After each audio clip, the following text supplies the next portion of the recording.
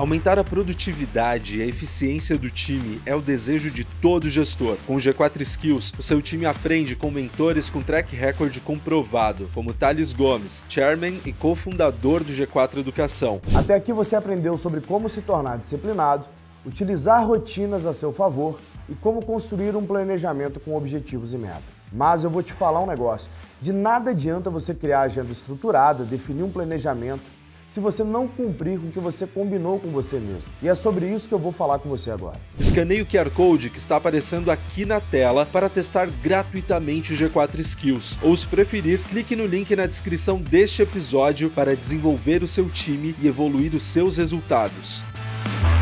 O dinheiro, ele não pode ser uma desculpa para você ser relapso enquanto gestor, né? Não é porque você tem muito dinheiro que você vai abrir mão da eficiência, que você vai abrir mão da governança, que você vai abrir mão dessa cabeça de tudo que te foi confiado você precisa multiplicar. Celebrar o levantamento de uma rodada ou um fundraising é mais ou menos como se o cozinheiro celebrasse que chegou o ingrediente da comida, né? Que dele não quer dizer nada, né? É só uma parte do processo. Só que o cozinheiro não faz a comida sem os ingredientes, né?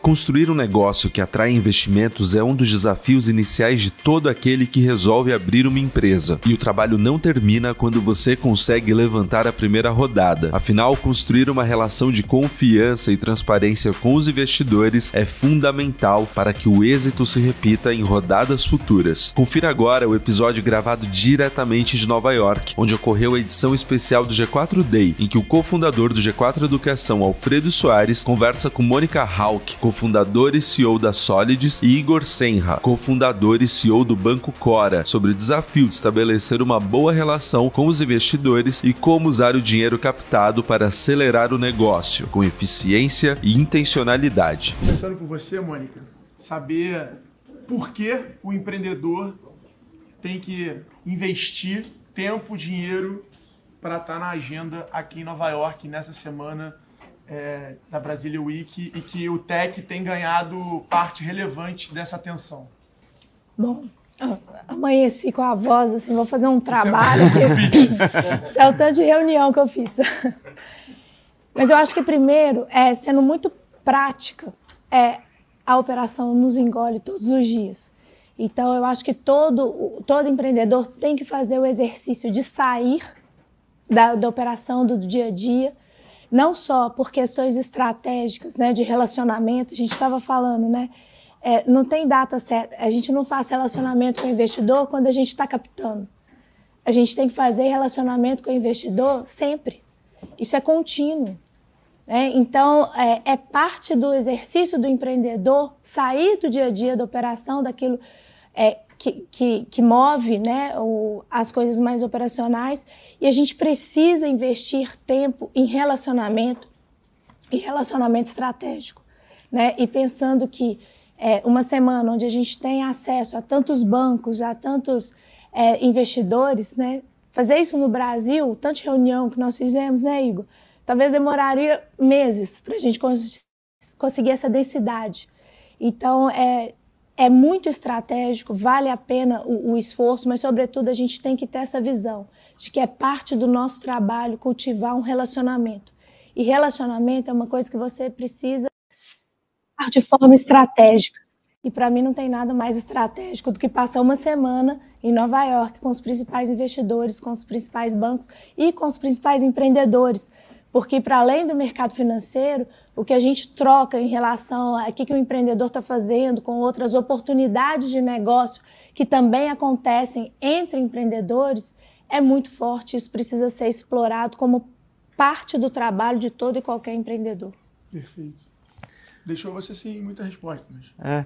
Foi completa e densa, mas se você quiser complementar alguma coisa, pode ficar à vontade. Eu tô tentando achar um ângulo aqui, mas... O cachorro quente do Nathan estava bom?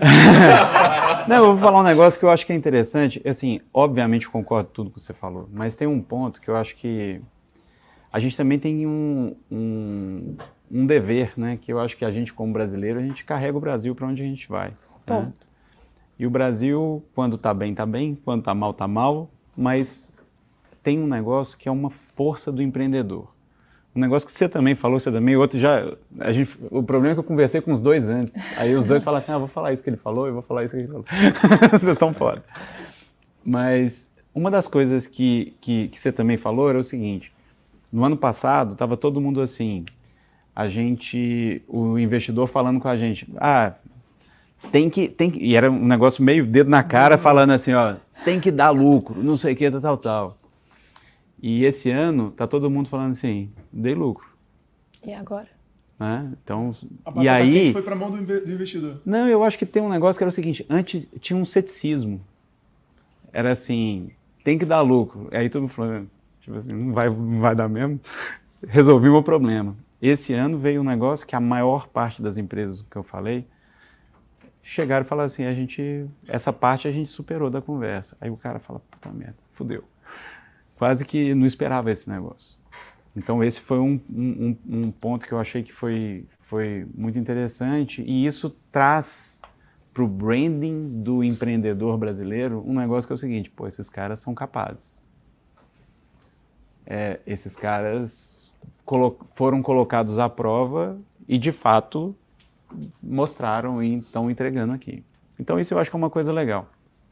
Mas desse negócio de também representar o Brasil, que eu acho que foi o único ângulo que faltou aqui, a gente estava até comentando, né, que tem um negócio que é o seguinte, imagina que alguém chegue lá no Brasil para vocês e fale assim, olha, tem um puta investimento na Namíbia, que é um negócio absurdamente incrível. Você topa fazer? Você vai ser super cético. Cara, a gente é a Namíbia para os caras daqui. Então, quando a gente está falando com um investidor daqui, a gente está levando o Brasil de algum jeito. E a gente está mostrando, cara, tem coisas, olha aqui, olha o que eu estou fazendo. Olha a minha perspectiva sobre o meu negócio, sobre o meu país, sobre o que a gente está fazendo. Então, eu acho que tem esse outro lado que eu acho que a gente não pode também menosprezar esse lado, sabe? Eu acho que a gente tem que entender esse nosso papel de meio que embaixador do Brasil para esse tipo de institucionalidade, sabe? Eu acho que a gente tem esse papel, a gente tem que fazer isso também, faz parte. Eu tô sentado do lado de dois caras apaixonados por produto, né? O Igor, conhecemos antes de X-Tech, a Mônica conheço também já tem bastante tempo. São dois mineiros. E dois mineiros. O que faz praticamente vocês contarem muito menos do que vocês fazem, porque esses jogos são difíceis. E os dois já levantaram recentemente centenas de milhões de dólares para poder colocar a visão de vocês em prática. Uhum.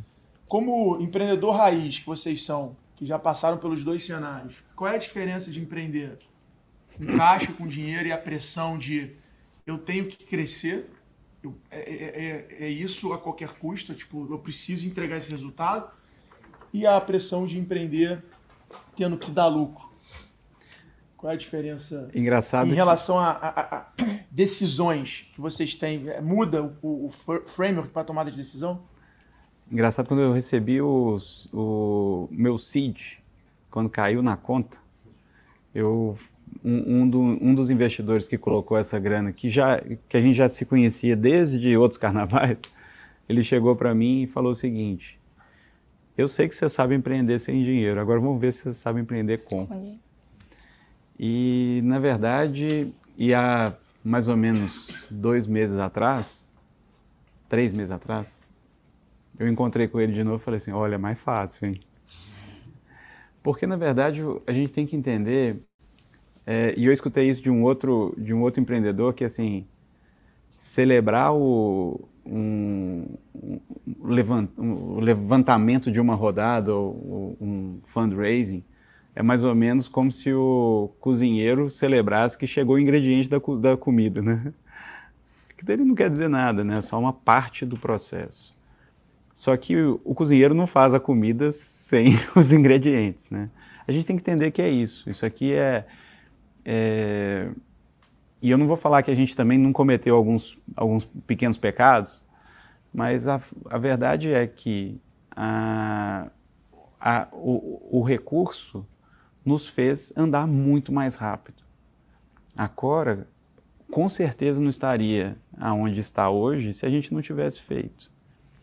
Só que aí você tem que ter também a disciplina e o bom senso no uso desse recurso, né? Tem que usar isso de uma forma sábia para que isso te alavanque e não só te coloque compromisso que você não vai ser capaz de cumprir. Então você tem que...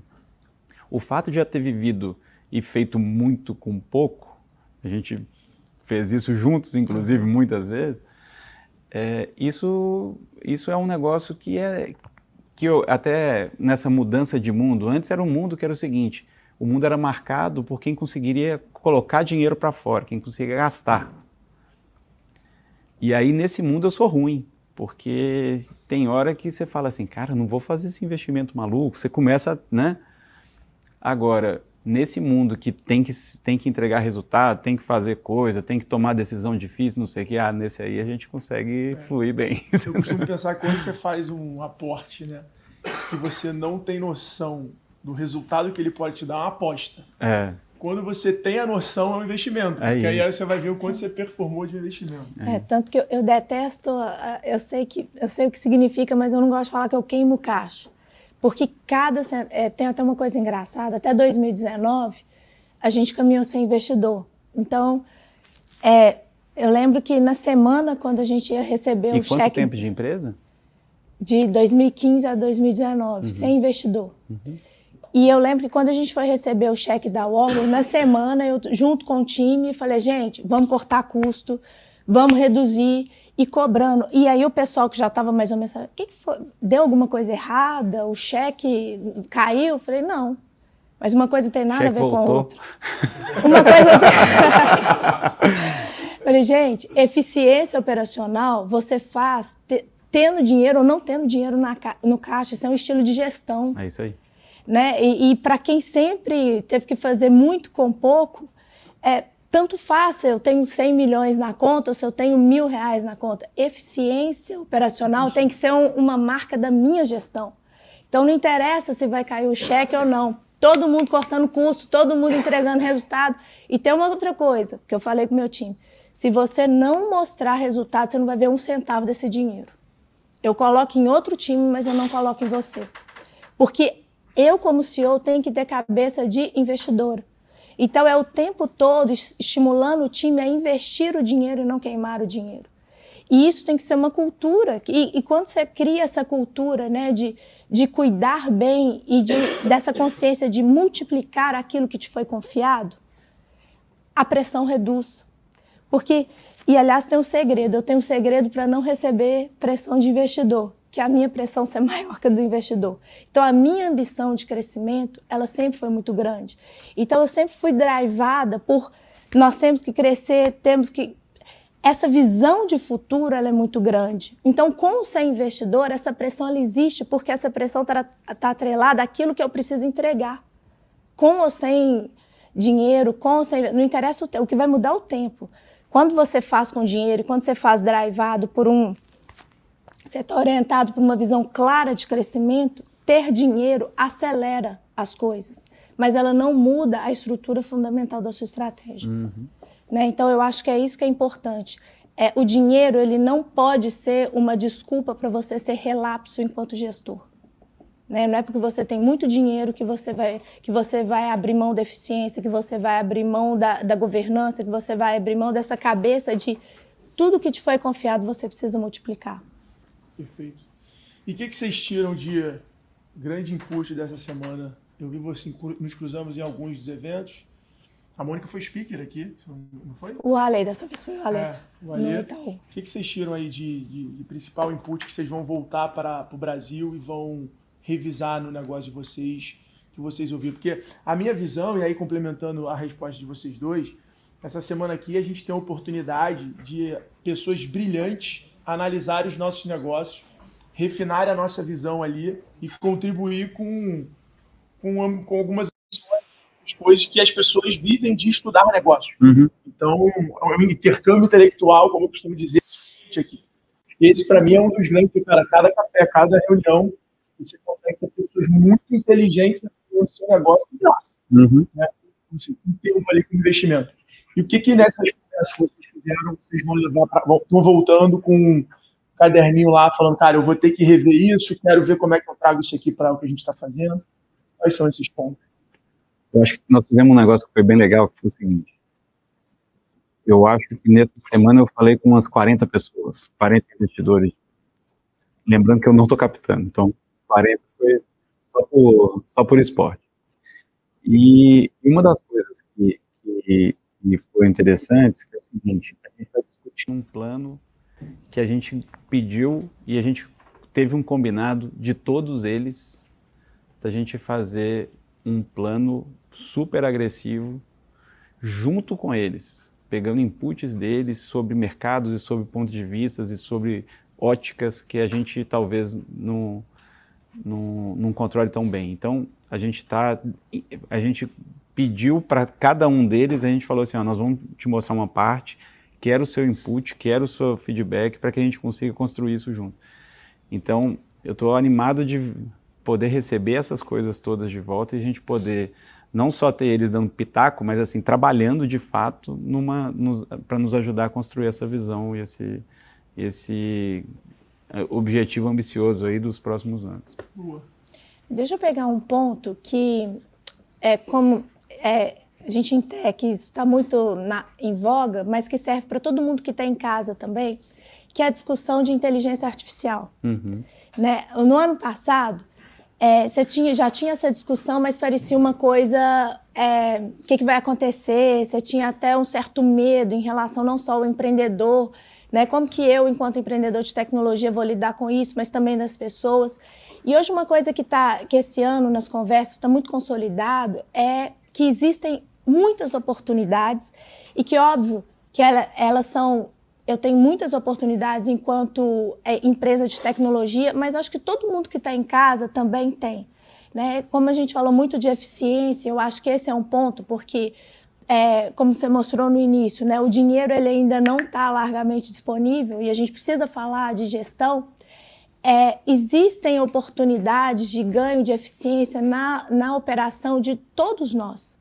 Então, até fica a dica para o empreendedor que está em casa, para também procurar voltar com essa cabeça de quais as oportunidades que inteligência artificial traz para mim, que eu posso melhorar, que eu posso ganhar eficiência, porque uma coisa que fica aqui, que a gente percebe de um ano para o outro, é que em um ano muita coisa mudou e evoluiu em relação à própria tecnologia. E aí e com isso vem muitas oportunidades. Né? Então existem oportunidades, ano passado não era claro esse número, mas hoje... Eu já escutei isso bastante. Olha, em CS a gente consegue melhorar a eficiência em 20%, 30%. Mais. Né, assim, dependendo da máquina que você tem. Esse ano a gente já foi escutando percentuais de ganhos de eficiência em cada time. Então, o que eu estou querendo dizer com isso? Isso está mais concreto e palpável para todo e qualquer empreendedor. Então, busquem essas alternativas também, procurem essas alternativas, porque isso vai impactar diretamente a forma de fazer a gestão de vocês. Isso muda a gestão de pessoas, né? Porque agora você vai ter que ter uma gestão de pessoas, a gestão natural com a artificial, e é isso que vai potencializar o resultado das companhias. Isso muda a forma como você desenvolve o seu orçamento, né? Então, de repente, é um orçamento menos focado em headcount e mais focado em tecnologia. Então, existem muitas oportunidades também, e aí a gente conversando com as pessoas, isso fica materializado, de todo e qualquer empreendedor, não só os que estão aqui, mas os que estão em casa também, de fazer uma gestão muito mais forte, muito mais inteligente e muito mais eficiente com essas oportunidades que a gente tem na mão. Até pedir a palavra para complementar, que você tem um ponto ótimo, que no ano passado, né, assim, no trabalho que a gente estava fazendo desde o ano passado sobre contenção de custo, melhora de resultado operacional e tal, uma das coisas que veio muito foi, e isso estava acontecendo em paralelo com esse início de conversa sobre inteligência artificial e tal. E a gente resolveu abraçar isso. A gente resolveu que a inteligência artificial poderia ser mais uma ferramenta que estava à nossa disposição para ajudar na redução de custo. E hoje a gente já celebra várias entregas importantes nessa área. A gente tem várias áreas que usam de forma intensiva dentro da empresa. Então, isso para a gente, até uma das coisas que todo mundo me falava, fiquei sabendo que você está bem nesse negócio, vamos conversar depois. Recebi muitos desses pedidos para... Como era marketing naquela nossa Exato. época, que era inbound marketing. Exato, novo, nossa. e a gente, cara, visitava cada empresa, como é que você está fazendo É isso.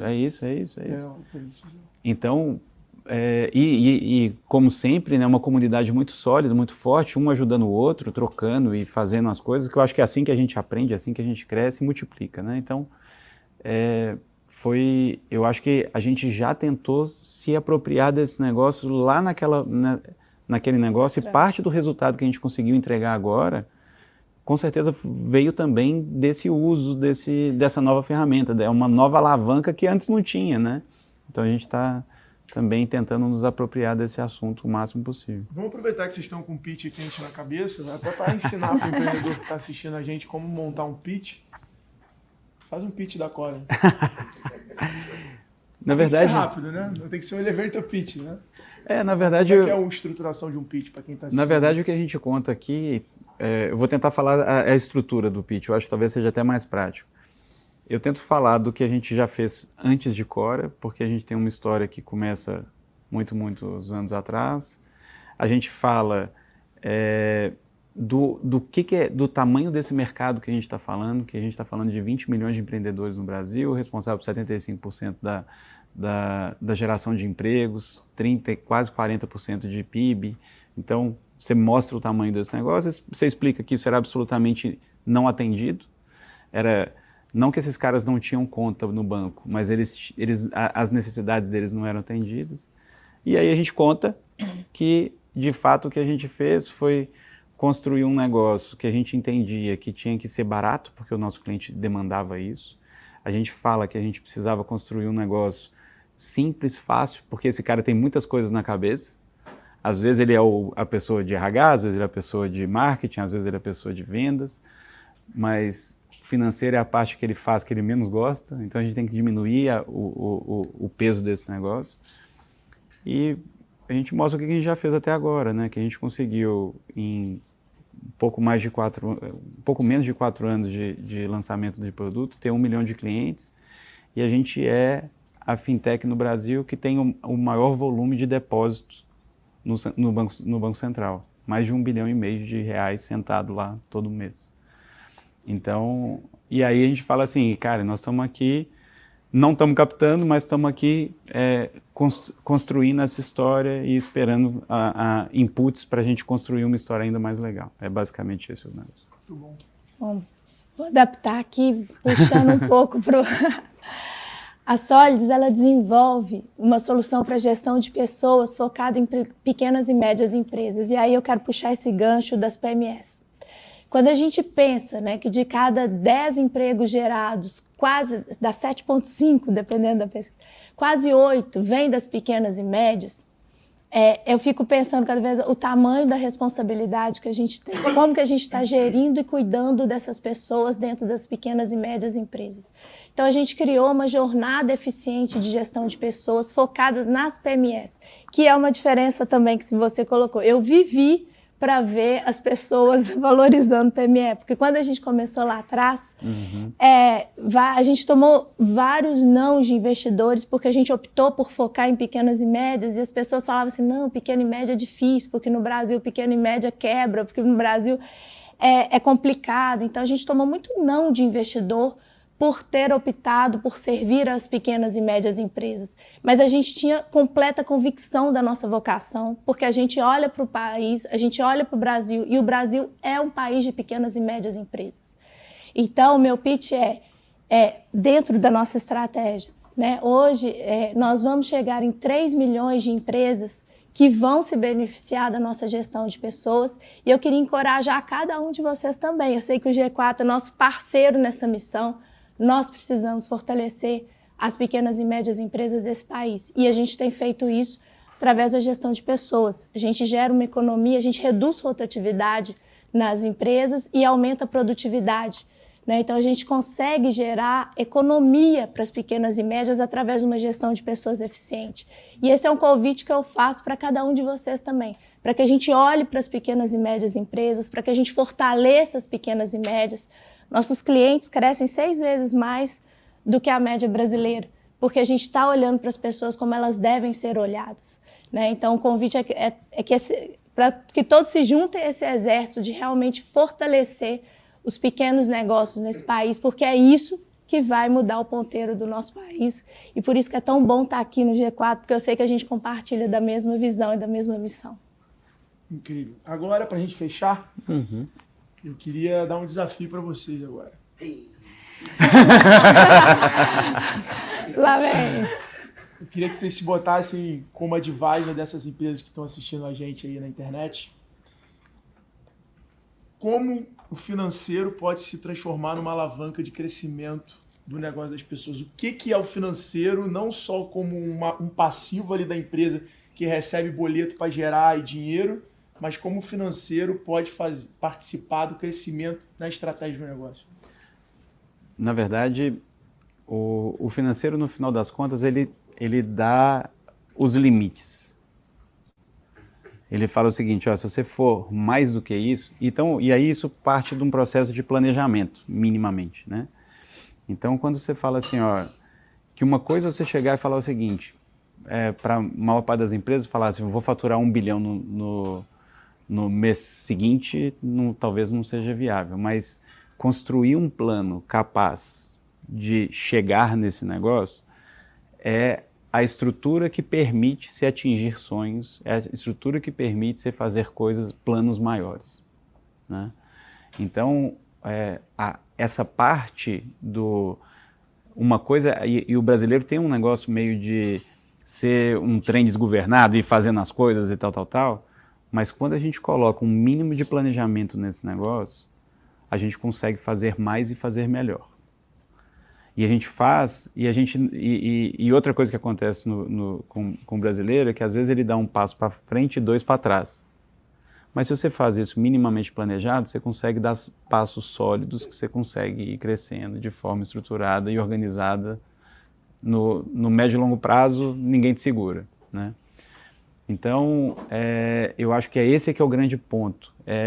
Você não tem que pensar no financeiro como um inimigo do crescimento, mas é o contrário. Que ele te dá o passo que você consiga dar naquele momento, que seja o próximo degrau para essa subida que você está fazendo, sabe? Então é mais ou menos isso, e isso inclusive é um dos grandes investimentos que a gente tem feito, inclusive em inteligência artificial, para ajudar os clientes a construir esse tipo de coisa. Então, é isso que a gente quer fazer, é esse tipo de solução que a gente quer entregar, não só para ajudar no planejamento, como no acompanhamento desse negócio. Então, eu passei a respeitar muito a parte financeira da empresa quando eu estava no M&A da X-Tech para a Vetex, e aí chega na parte do financeiro, e eu era sempre de vendas, de marketing ali, e aí eu vejo a importância do financeiro, principalmente para você vender um negócio. Aí eu mergulhei ali durante quase 3 meses em recorrência, inadimplência, uma série de coisas que realmente a quantidade de insights e estratégias que os números vão te proporcionar sem dúvida, e vão alertar, é impressionante você colocar e pensar no financeiro de uma forma diferente. Foi até na época, a gente tinha um desafio grande de cobrança recorrente, você lembra? A gente usava MIP para cobrar. E aí eu lembro, cara, o quanto você tem que ser muito mais marqueteiro do que administrativo para resolver o teu problema de recorrência. O quanto é muito mais a cópia do e-mail marketing, a data que tu manda, o horário que você envia, que baixa a tua inadimplência versus só manda para todo mundo no primeiro dia do mês. Já emite todas as notas, independente de quem... O quanto tem detalhes que é muito mais sobre marketing do que sobre administrativo. É isso aí. Mônica, da parte de pessoas, né? O que você acredita que pessoas como ferramenta de crescimento de um negócio? Como é que pode funcionar dessa forma agora? Essa outra parte que eu acho que também tem toda essa, ou até mais importância. Primeiro, gente, a economia que a gente vive é um jogo de gente, né? Então, se você, enquanto empreendedor, você não domina a gestão de pessoas, você vai falhar. E todos os dias, infelizmente, existem empresas que estão fechando as portas por causa de uma boa gestão de pessoas. Quando você olha o percentual que folha ocupa na estrutura de custo e como essa folha está sendo gerida, para mim está claro que a gente precisa olhar, a gente precisa repensar o papel de gestão de pessoas.